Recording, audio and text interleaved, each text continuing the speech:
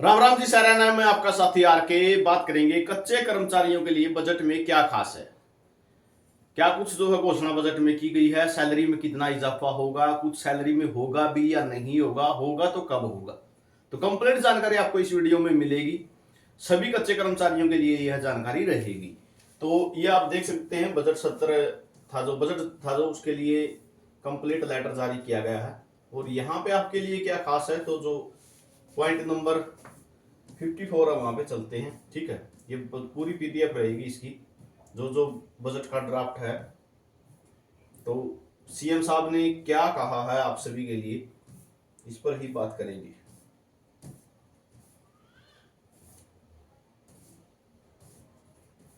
सभी कच्चे कर्मचारियों के लिए रहेगी, वह चाहे आउटसोर्सिंग के हो आप, चाहे पार्ट 2 के हो, चाहे पार्ट 3 के हो, अकुशल कर्मचारी हैं जो भी हैं, सभी के लिए है।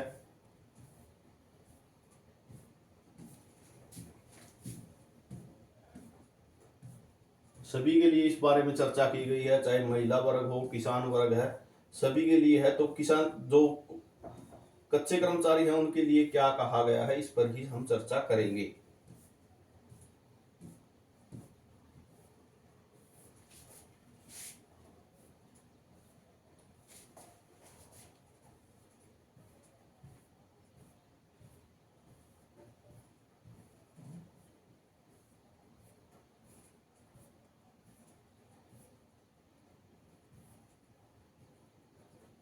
ये देखो, यहां से आपको देखने को मिलेगा, अध्यक्ष महोदय, अब मैं श्रम विभाग के निम्न प्रस्ताव प्रस्तुत करता हूं। ठीक है, हरियाणा प्रदेश में न्यूनतम मजदूरी दरों को हर वर्ष महंगाई भत्ते के हिसाब से बढ़ाया जाता है। इस बढ़ोतरी के चलते अकुशल श्रमिकों की न्यूनतम मजदूरी दरें जो वर्ष 2015 में 7600 रुपए थी, ठीक है, किसकी बात हुई है, अकुशल श्रमिक, ठीक है, निर्धारित की गई थी, वह अब बढ़कर 11,001 रुपए 76 पैसे हो गई है।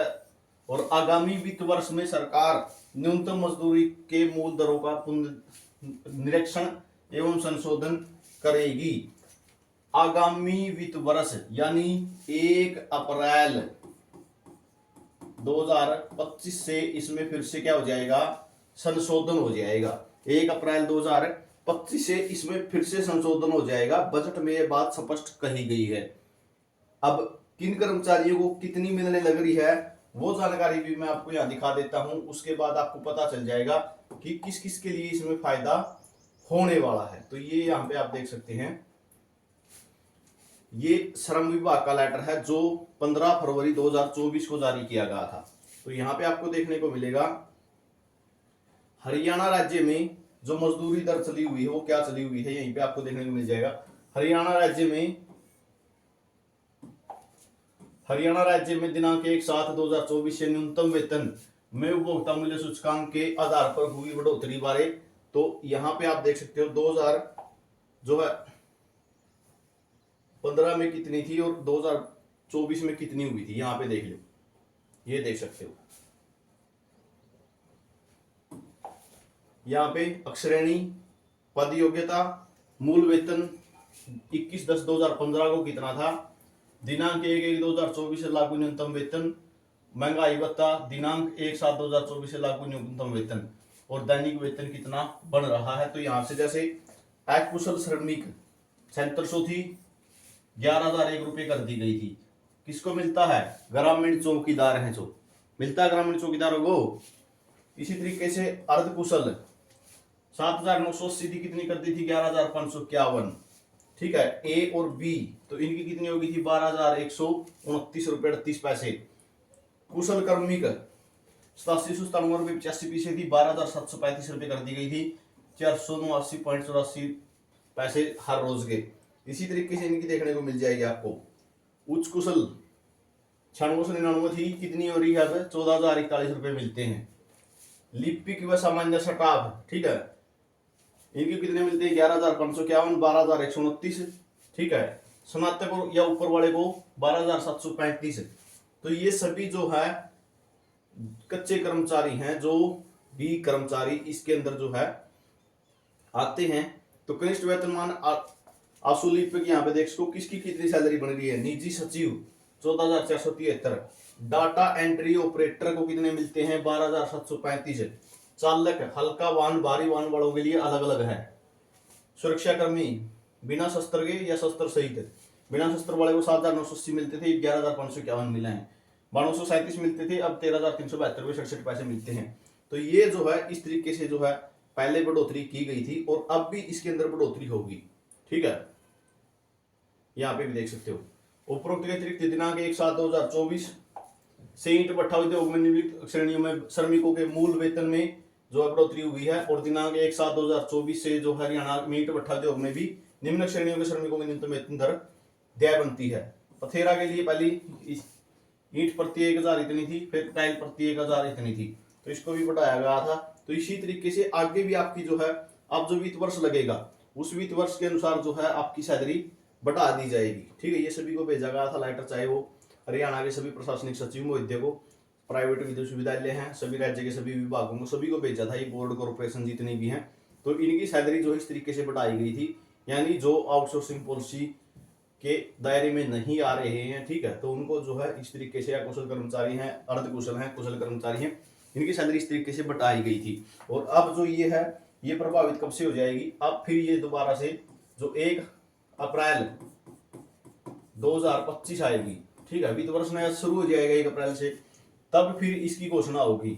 यानी इसकी घोषणा चाहे जाके तो जून जुलाई के अंदर करियो, लेकिन वो मिलेगी कब से? आपसे आपको मिलेगी वो 1 अप्रैल से ही। ठीक है, मिलेगी कब से?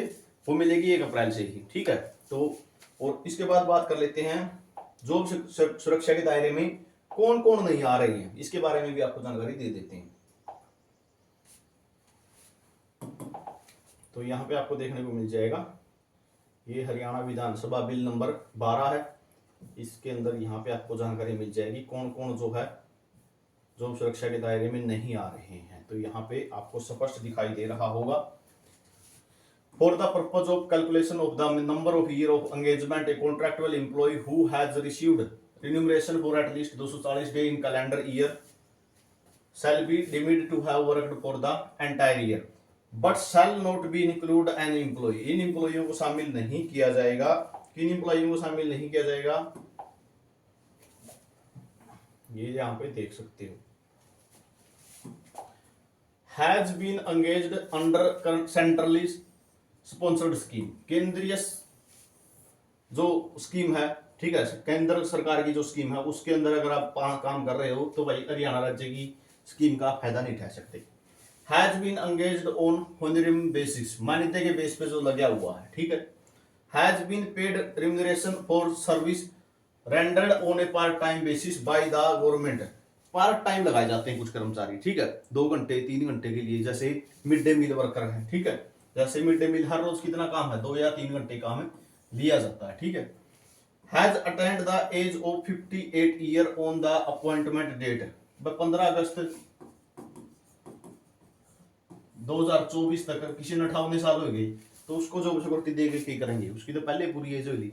ठीक है, हैज बीन टर्मिनेटेड और removed by the appropriate authority on the before the date of commencement of the act. Act की घोषणा जिस टाइम हुई, ठीक है, उस टाइम अधिकारी ने वो हटा दिया कर्मचारी, तो उसको जॉब सिक्योरिटी में नहीं लिया जाएगा। तो ये मुख्य तथ्य रहेंगे। सेंट्रल गवर्नमेंट, ठीक है, मान्यता पे लगा हुआ कोई, और service rendered part time base पे है कोई, has attend the age of 58 साल पहले ही हो गए, उसके जॉब सिक्योरिटी का दायरा में आने से पहले ही, हैज बीन टर्मिनेटेड, कोई कर्मचारी हटा दिया गया हो। तो ये जानकारी आपके लिए रहेगी, हर अपडेट मिलती रहेगी। चैनल को सब्सक्राइब कर लेना। टेलीग्राम ग्रुप और व्हाट्सएप ग्रुप से जुड़ सकते हो, लिंक डिस्क्रिप्शन में दिया हुआ है, हर जानकारी मिल जाएगी। और कच्चे कर्मचारियों की हर रोज न्यूज डालते हैं, वो देखते रहा करो, उससे भी आपको आपसे संबंधित हर जानकारी मिलेगी। वीडियो आपने देखा इसके लिए बहुत बहुत धन्यवाद।